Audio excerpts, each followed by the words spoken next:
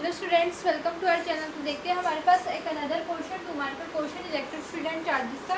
ये क्वेश्चन हमारे पास basically NCERT का है। बहुत इंपॉर्टेंट क्वेश्चन है एनसीईआरटी का ये वाला, काफ़ी बार एग्जाम्स में आया हुआ क्वेश्चन है। तो देखते हैं इसको क्या है। कह रहा है question, an electric field X along the X axis in the region of positive. अगर आपने एनसीईआरटी करे तो ये क्वेश्चन आया वो पक्के करा होगा। पॉजिटिव एक्स, आपके पास एक सिलेंडर है, उसके अलोंग इलेक्ट्रिक फील्ड एक्ट कर दिया एक्स डायरेक्शन में, पॉजिटिव एक्स की डायरेक्शन में, और सेम मैग्नीट्यूड के साथ electric field negative x axis की दोनों डायरेक्शन में एक्ट कर रही है। ठीक है, जो आपकी पॉजिटिव एक्स वाली डायरेक्शन एक्स ग्रेटर देन 0 उसमें 200 न्यूटन पर कूलम, और जो नेगेटिव एक्स एक्सिस वाली डायरेक्शन है उसमें -200 न्यूटन पर कूलम। ठीक है, क्वेश्चन एक्चुअली काफ़ी बड़ा था बट यहाँ कवर ना हो पाता, तो मैंने आधा क्वेश्चन लिखा, उसका मेजरमेंट्स लिख दिए, जो उसमें कहा था उसको कंसाइज वे में लिख लिया।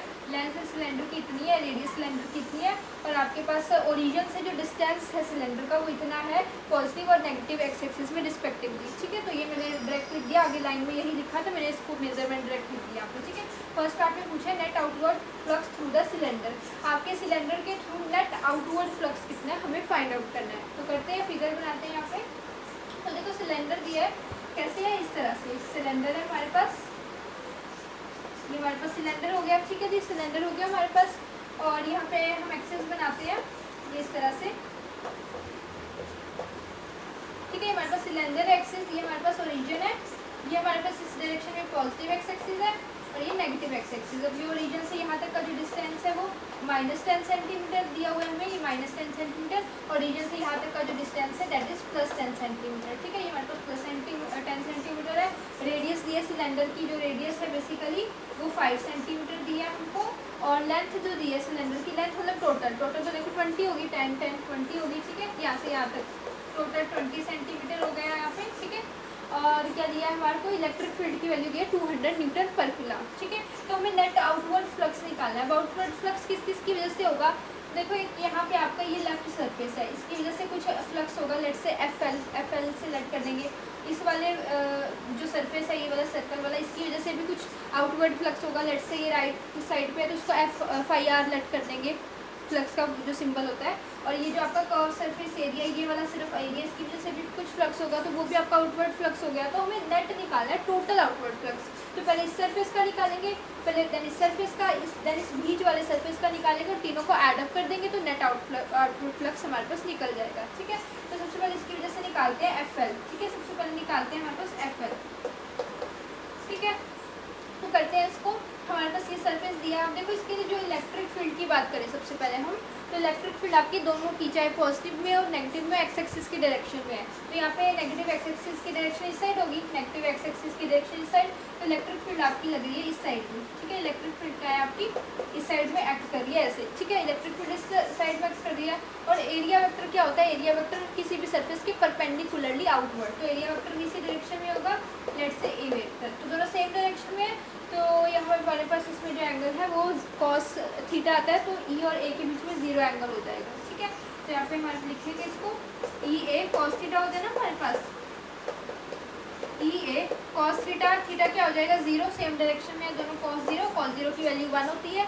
ठीक है, इलेक्ट्रिक फील्ड अब दिखेंगे, इलेक्ट्रिक फील्ड क्या है हमारे पास, नेगेटिव एक्स एक्सिस के लिए देखो हमारे पास -200 है। ठीक है, तो हमें बस मैग्नीट्यूड ही पुट करना है, साइन पुट नहीं करना, वो कंसीडर नहीं करते हैं। तो 200 वैल्यू पुट करते हैं, और एरिया इस वाले सरफेस का, एक सर्कल फॉर्म में है, सर्कल का एरिया क्या होता है πr²।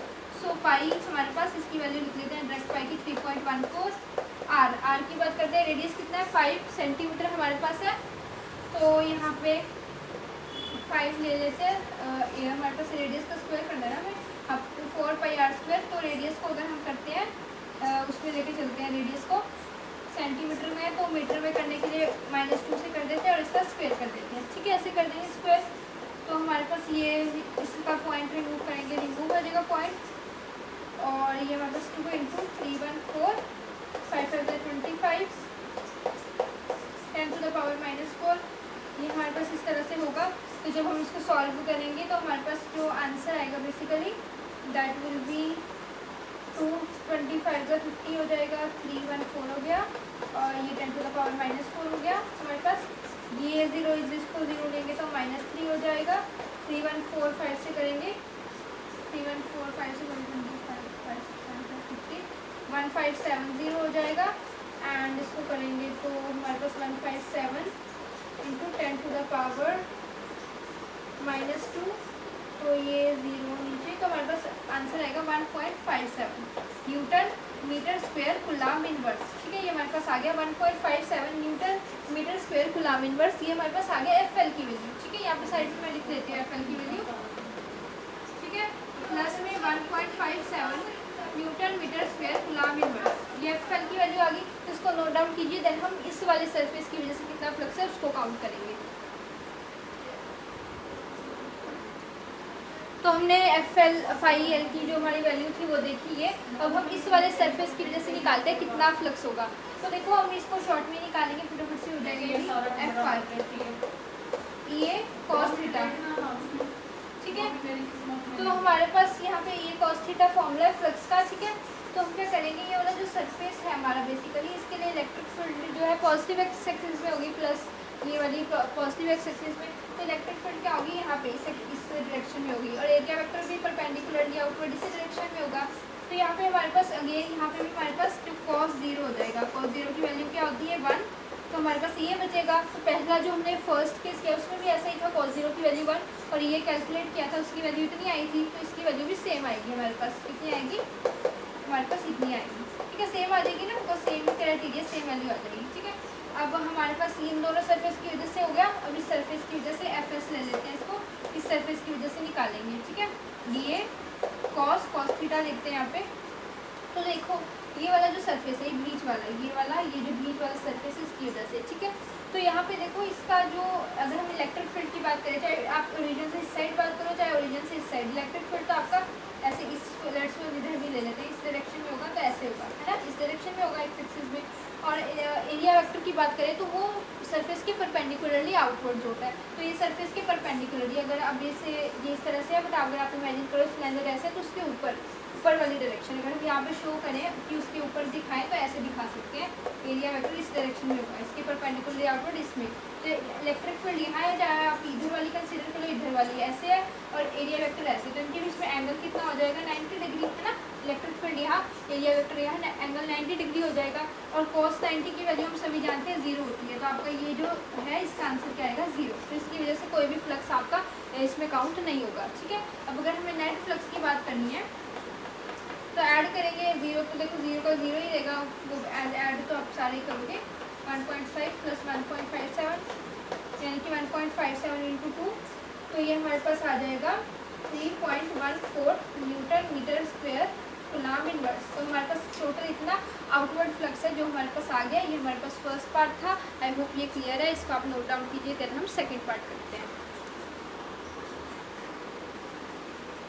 तो करते हैं सेकेंड पार्ट। हमारे पास क्या दिया है, charge through the cylinder, cylinder के थ्रू चार्ज कितना है वो निकालना है। तो हमें पता है हमारे पास गोस लॉ के अकॉर्डिंग फ्लक्स का फॉर्मूला क्या होता है, फ्लक्स का फॉर्मूला होता है Q बाय एप्सिलॉन नॉट। तो यहाँ से चार्ज की वैल्यू हम निकाल सकते हैं, Q इज इक्वल टू, तो ये हमारे पास पाई और ई नॉट। ठीक है, तो हमारे पास फ्लक्स कितना है, फ्लक्स अभी हमने निकाला था नेट फ्लक्स इस पूरे सिस्टम का 3.14, और एप्सिलॉन नॉट की वैल्यू आपको याद होगी। ठीक है, 8.85 इंटू में 10 टू द पावर -12। तो इसको जब हम सॉल्व करेंगे तो हमारे पास आंसर आएगा 2.78 into 10 to the power -11 coulomb. तो इतना चार्ज हमारे पास आ गया, यानी कि इतना चार्ज सिलेंडर के थ्रू पास आउट हो रहा है। ठीक है, तो आई होप ये आपको दोनों पार्ट्स क्लियर है अच्छे से। आई होप आपको ये क्वेश्चन क्लियर है।